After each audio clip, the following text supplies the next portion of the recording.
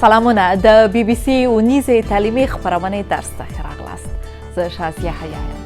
نن به له انګریزي ژب لوست ورهاخوا دا وګورئ چې ګاندي خلک سوله ییز لاریون ته وهڅول او د مدني نافرمانۍ حرکت یې پیل کړ.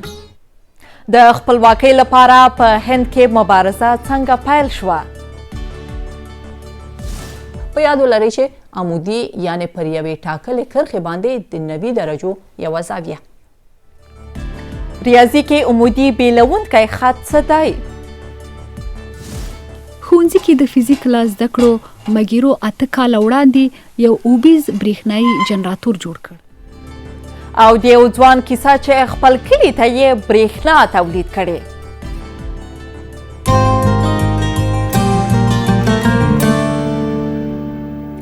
په دې هیله چې قلم او کتابچه درسره وي او ټول فکر مو درس ته راټول کړی وي. د تقسیم اوقات لومړی مضمون مو د انګریزي ژبې لوست دی.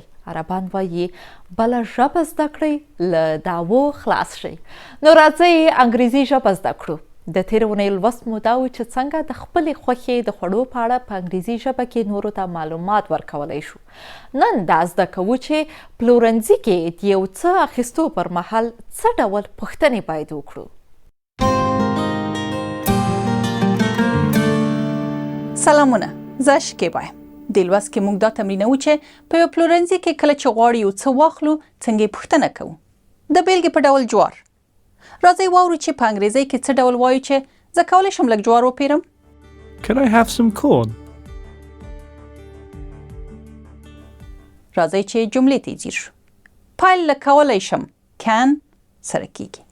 بیا زه یا I ورپسې د درلودلو یا have فعل کارول کیږي. بیا یو څه some او بیا د توکي نوم corn. Can I have some corn? Can I have some corn? ښه، دا مو واورېدل چې څه ډول پوښتو آیا جوار لرئ؟ اوس یې واورئ او تکرار یې کړئ. Can I? Can I? Can I have? Can I have? Can I have some? Can I have some? Can I have some corn? Can I have some corn? Can I have some corn? اوس نو تاسو ویلی شئ Can I have some corn? ډېر ښه. خو که بل څه غواړئ بیا راځئ دا ور غوښه یا میټ تمرین کړو. Meat. Have some meat. Can I have some meat? بل ټکی مو وریجې دي. Rice. Rice.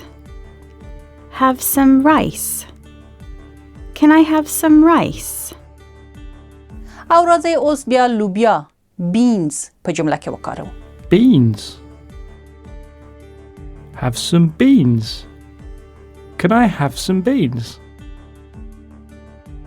واه ډېر عالي. راځئ چې لږ مو وازمویم. زه به د توکي نوم اخلم او تاسو به جمله بشپړوئ. Meat. Can I have some meat? Vegetables. Can I have some vegetables? ډېر عالي. اوس نو پلورنځي کې په انګریزۍ ژبه د توکو غوښتنه کولی شئ. لوست مو زده شو؟ تکرار به یې کړو چې ښه مو زده شي. Can I have some corn? جوار اخیستی شم؟ Can I have some meat? غوښه اخیستی شم؟ Can I have some vegetables? سابه اخیستی شم؟ Can I have some rice? لیک وریځې اخیستی شم یا وریژې اخیستی شم؟ Can I have some beans? لوبیا اخیستی شم؟ نو له خپلو همزولو او د کورنۍ له غړو سره یې ښه تمرین کړئ چې ښه مو ذهن کې کښېني. اوس هم د تاریخ له پاڼو څخه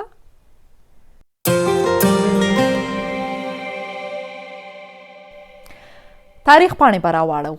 تاسې خو پوهیږئ چې بریتانیا نږدې 2 پیړۍ پر هند واکمنه وه او نه یې غوښتل چې خپلواکي ورکړي ځکه چې بریتانویانو له اقتصادي پلوه د هغه هیواد له ارزانه کارګرو طبیعي زیرمو او سوداګرۍ څخه په پراخه کچه ګټه پورته کوله. نو د نورو خپلواکو هیوادونو په څیر د هند ملت نور نه غوښتل چې د بریتانویانو تر ولکې لاندې ژوند وکړي. دوی بیا د خپل هیواد د خپلواکۍ لپاره مبارزه پیل کړه. خو څنګه؟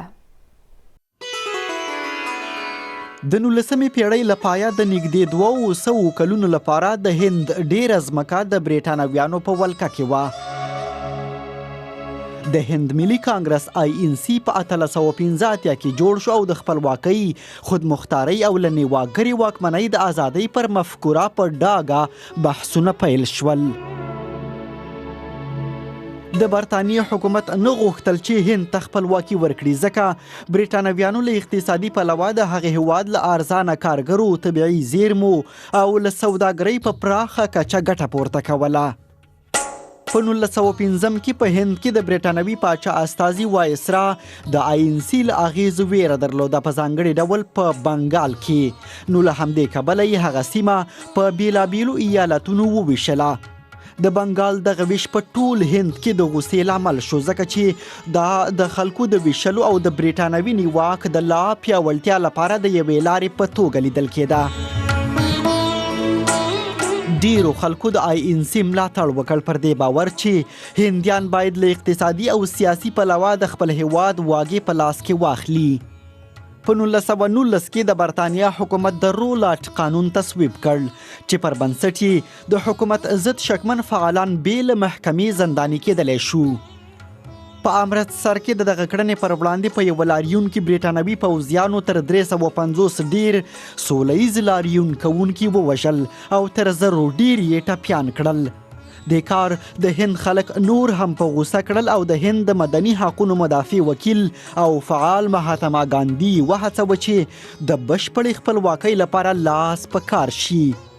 ګاندي خلک سوله ییز لاریون ته وهڅول او له تاوتریخوالي پرته سرغړاوي خوځښت یې پیل کړ. له خلکو یې وغوښتل چې له بریتانوي مؤسسو سره پریکون یا بایکاټ وکړي او د مالیاتو له ورکولو ډډه وکړي. په 1913 کې ګاندي د مالګې لاریون سمبال کړ. برطانیې پر مالګه په کمساري ډول مالیه لوړه کړه چې پر بېوزلو هندیانو یې ناوړه اغیز وکړ. ګاندي د سمندر له اوبو د مالګې جوړولو پر مفکوره ساحل ته لاړ. دا په ډاګه له بریتانوي قانونه سرغړاوی و. ګاندي پر لار وینا وکړه او لسګونه زره پلویان ورسره مله شول.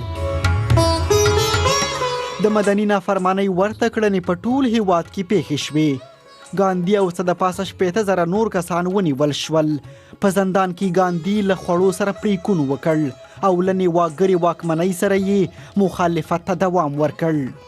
د دویمې نړیوالې جګړې پر مهال ګاندي هند پرېږدی تر شعار لاندې غورځنګ پیل کړ چې پر دغه نیمه وچۍ د برطانوي واکمنۍ د پای ته رسېدا غوښتنه او د بریتانویانو د جګړې د هڅو د ملاتړ مخالفت یې کاوه.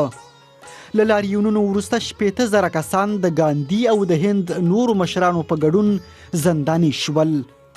وینسټن چرچل او د بریتانیا په حکومت کې ډیر نور سیاستوال د هند د خپلواکۍ مخنیوي او د بریتانوي امپراتورۍ ساتلو ته ژمن وو. خو متحده ایالاتو په دویمه نړیواله جګړه کې ګډون په دې شرط منلی و چې که بریتانیا تر خپل نیواک لاندې هیوادونو ته اجازه ورکړي چې له جګړې وروسته پر دوی د حکومت کولو طریقې په هکله د نظر ورکولو حق ولري. په 1940 کې د بریتانیې حکومت د هند د خپلواکۍ قانون ومانه. هند د مذهب پر بنسټ وویشل شو. هندوان پر هندوستان پاتې شول او مسلمانانو ته پاکستان د جغرافیې نوم شو. د منځ کې 50 میلیونه وګړو ځانونه مذهبي لږکي احساس کړل. په اړو دوړو کې له دواړو اړخونو 1 میلیون کسان ووژل شول. ګاندي پر روان تاوتریخوالي زړه خوړینی و. هغه د روژې نیونې له لارې د ټیکاو هڅه وکړه. هغه په 1948 کې ووژل شو. که څه هم پیل شوی غورځنګ یې بریالی و خو لا هم په سیمه کې د کړاو پایې ونه لیدل شوه.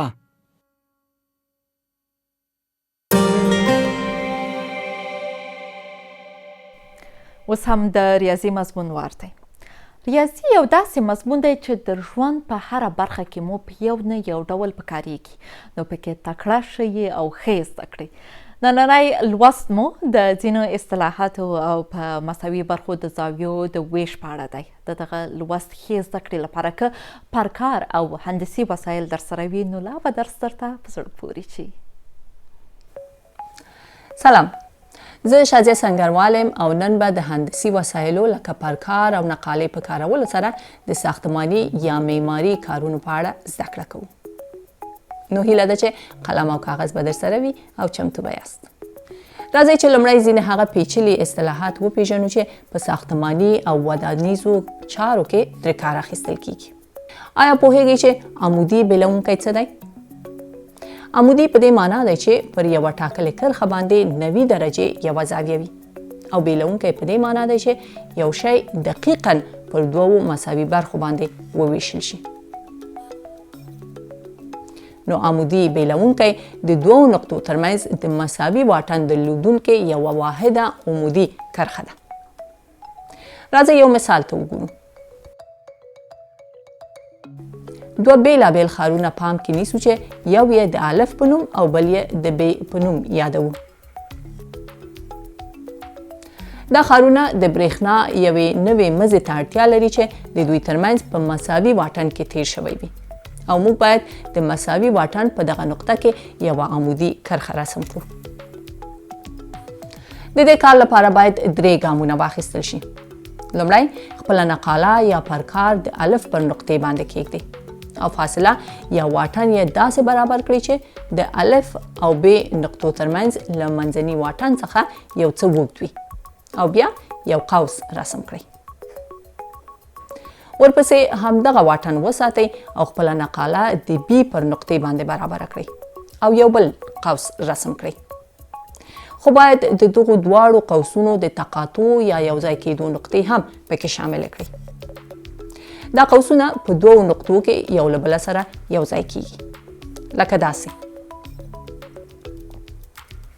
په پای کې د قوسونو د تقاطع یا یوځای کېدو د دوو نقطو ترمنځ یوه کرښه رسم کړئ. همدا ستاسو عمودي بیلونکې کرښه ده. په یاد ولرئ چې عمودي یعنې پر یوې ټاکلې کرښې باندې د 90 درجو یوه زاویه.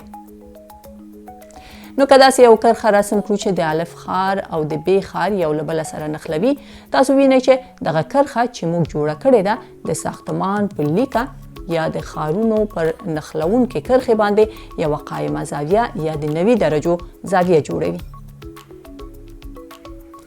دا په دې معنا ده چې د عمودي کرښه د الف او ب ښارونو څخه دقیقاً په منځني واټن کې ده. اوس راځئ د زاویې بیلونکي ته وګورو. دا هغه کرښه ده چې زاویه په دوو برخو ویشي لکه په دې مثال کې چې به یې وګورو. په یو بندر کې یوه بیړۍ ولاړه ده، چمتو ده چې سمندر ته وخوځېږي. د سمندر تر اوبو لاندې د ډبرو یو قطار دی چې د الف کرښې په نوم یې یادوو. د ډبرو یو بل قطار هم شته چې د ب د کرښې نوم ورکوو.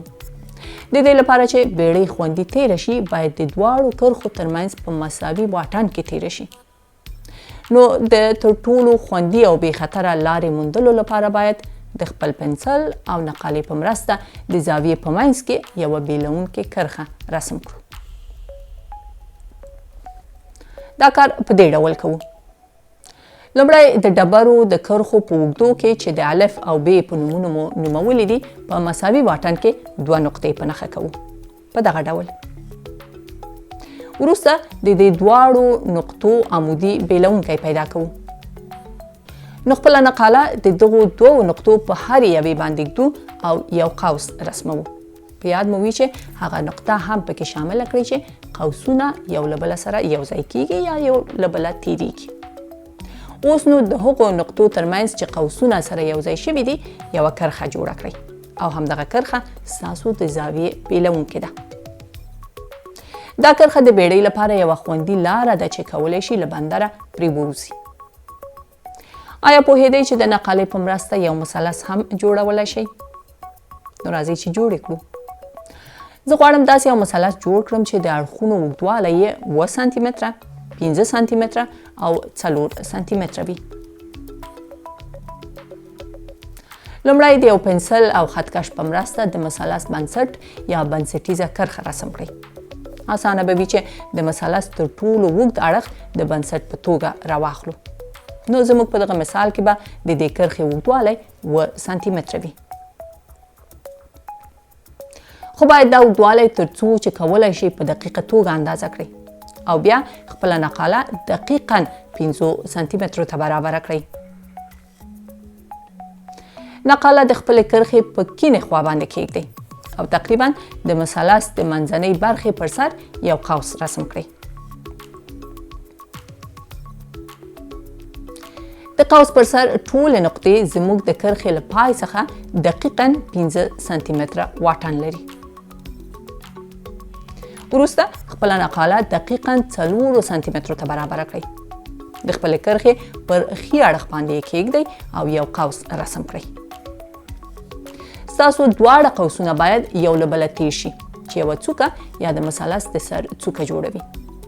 په پای کې د کرښې دواړه سرونه یا د پای نقطې له هغې نقطې سره وصل کړئ چې قوسونه یو له بله پکې تیر شوي دي.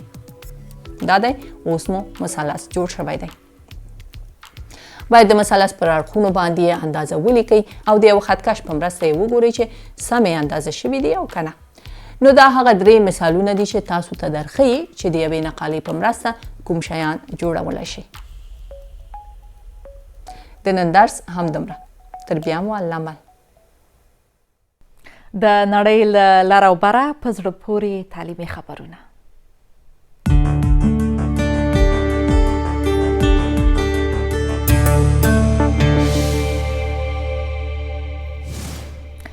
د ایورسټ غره څوکې ته د غرختونکو یو نیپالي لارښود تېرونې یو غرختونکی له مرګه وژغوره. دغه غرختونکی د ایورسټ غره په یوه برخه کې چې د مرګ ځای بلل کېږي بې هوښه شوی و. هلته د هوا درجه -10 ته رسېده. نیپالي لارښود له خپلې ګټې او کاره تېر شو او دغه کس یې چې د بحر له سطحې 8500 متره لوړ ځای کې و په شا کړ او ځمکې ته یې راکوز کړ. د دغه کس د ژغورنې عملیات 6 ساعته وخت ونیو. د جون 5مه د چاپریال نړیواله ورځ ده. په دې الهام سره لمانځل کیږي چې زموږ د ټولو کور یعنې ځمکه له اقلیمي بدلونه د ساتلو او یا یې د اغیزو د کمولو لپاره عملي ګامونه ورته پورته شي او په اړه یې عامه پوهاوی وشي. د دې ورځې سږنی شعار د کاریدلو پلاستیکو د ککړتیا په اړه دی او دا چې څنګه دا ستونزه حلیدی شي. هر کال په نړۍ کې 400 میلیونه ټنه پلاستیک تولیدیږي. یوازې 10 سلنه یې بیا کارول کیږي او 40 سلنه هغه یو ځل کاریدونکي وي. ملګري ملتونه وایي د پلاستیک له کارولو ډډه وکړئ.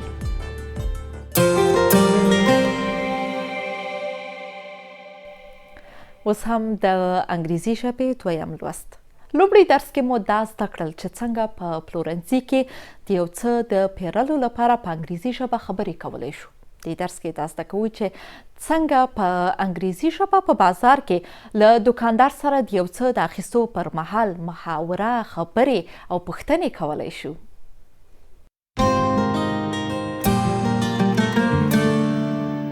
ستړي مشئ. دې لوست کې به دا زده کړو چې په مارکیټ کې د خوړو پیرلو پر وخت څه ووایو. یو کس ته غوږ شئ چې په یو مارکیټ کې کچالو پیري. How can I help you? Hi, can I have a kilo of potatoes? Here you are.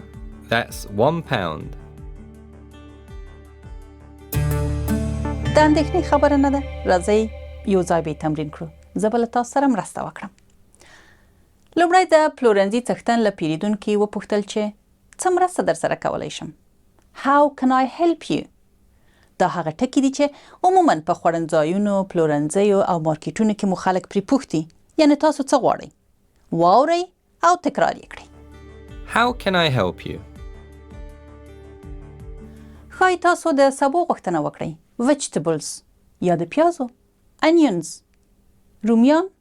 Tomatoes واورئ او تکرار یې کړئ. Can I have a kilo of onions? Can I have a kilo of tomatoes? کېدلی شي د وریجو رایس او یا د اوړو فلاور غوښتنه وکړئ. واورئ او تکرار یې کړئ. Can I have a kilo of rice? Can I have a kilo of flour? پلورونکي بیا مشتری ته کچالو ورکړل او ورته یې وویل دادی here you are. دا موږ هغه وخت چاته وایو چې یو څه ورکړو. واورئ او تمرین یې کړئ. Here you are. ډېر ښه. اوس نو څه چې مو ویلي له نورو هغو خلکو سره یې پرتله کړئ چې په مارکیټ کې خوراکي توکي پیري. خبرې په ښه دقت واورئ. How can I help you? Hi, can I have a kilo of peppers? Here you are. That's £2.50. راځئ وګورو چې څومره انګریزي مو په یاد پاتې ده. په پښتو کې دې جملو ته غوږ شئ او وګورئ چې دا په انګریزي کې څه ډول ویل کیږي. څه مرسته کولی شم؟ څه غواړئ؟ How can I help you? کولی شم یو کیلو کچالو واخلم؟ Hi, can I have a kilo of potatoes? هو دادی دا په یو پاوند. Here you are. That's £1. ډېر ښه. اوس نو پوهیږئ چې څه ډول په انګریزۍ ژبه کې خوراکي توکي وپیرئ. د پلورونکي د پوښتنو له مخې ځوابونه ورکړئ. How can I help you? Hi, can I have a kilo of potatoes? Here you are. That's £1. آفرین. اوس نو تاسو کولی شئ په انګریزۍ ژبه خوراکي توکي په مارکیټ کې ترلاسه کړئ. په یاد مو وي څه چې مو زده کړي ټول تمرین کړئ. الله مو مل. په یاد لرئ د بلې ژبې زده کړه په بیا تمرین کیږي. نو راځئ چې درس مو بیا تکرار کړو. How can I help you? څه مرسته در سره کولی شم؟ Can I have a kilo of potatoes? یو کیلو کچالو اخیستی شم؟ Here you are. دا دی. Hi, can I have 2 kilos of lamb? سلام. د پسه 2 کیلو غوښه اخیستی شم؟ Can I have a kilo of flour? یو کیلو وړه اخیستی شم؟ Can I have a kilo of onions? یو کیلو پیاز اخیستی شم؟ Can I have 2 kilos of bananas? 2 کیلو کیلې پیرلی شم؟ همزولو سره یې حتما تمرین کړئ.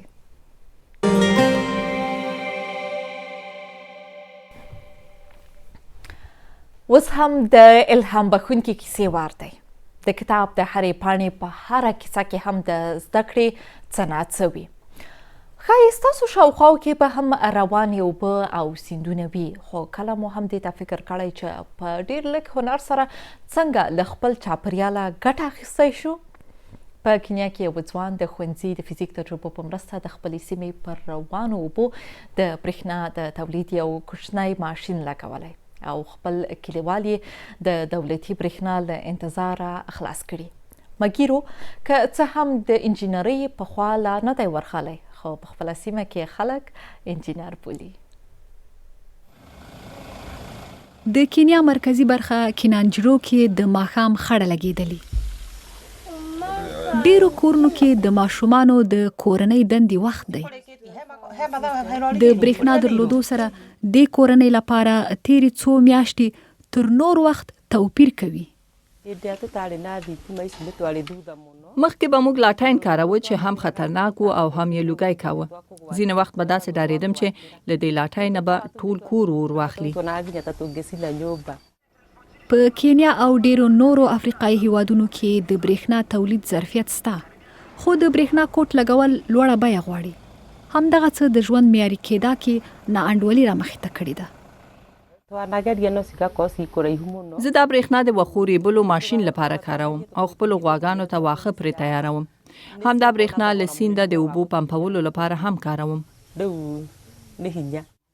د بیټري سکور او د دوی کلی کې د ډیرو کورونه د هغه کوچني برېښنا کوټ پر مټ روښانه سوي چې د سړی جوړ کړی او خپل خلک یې د دولتي برېښنا په تمه تیاره کې نه دی پرېښي.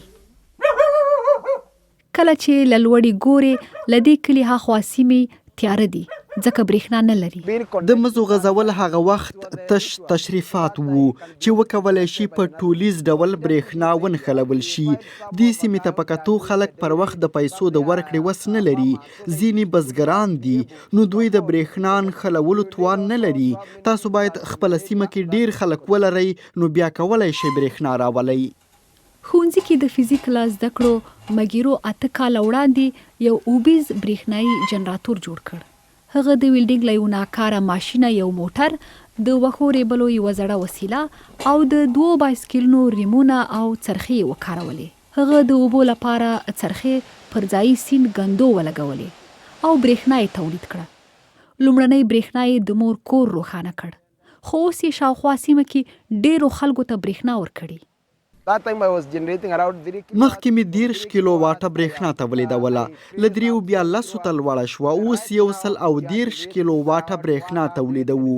هغه مهال چې زه منځني ښوونځي کې وم یوازې 15 تنو ته مې برېښنا ورکړې وه.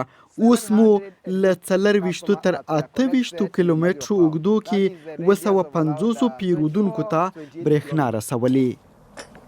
د کلونو په تیریدو هغسې چې د برېښنا اړتیا ډیریږي، مګیرو د کسانو روزنې، نویو جنراتورونو، خوندیتوب وسیلو او نورو برخو کې پراخه پانګونې کړي. دی څو کاروباري شریکان هم لري چې د ګندو د سیند په څنډو کې یو غښتلی اوبیز برېښنا کوټ چلوي. په تیرو څو کلونو کې د برېښنا شبکو کې خلک ګمارل سوي چې حکومت وکولای شي د برېښنا له ملي شبکې سره سیمې ونښلوي. خو د دې شبکې لوړ لګښتونه لا هم دلته د ډیرو کورنیو د وس خبره نه ده. په ټیټ ولتاژ سره د برېښنا رسولو کیفیت، پرلپسې خرابۍ او بیا یې د سمونې لپاره اوږد مهال لګېدل خلکو ته معلوم دي.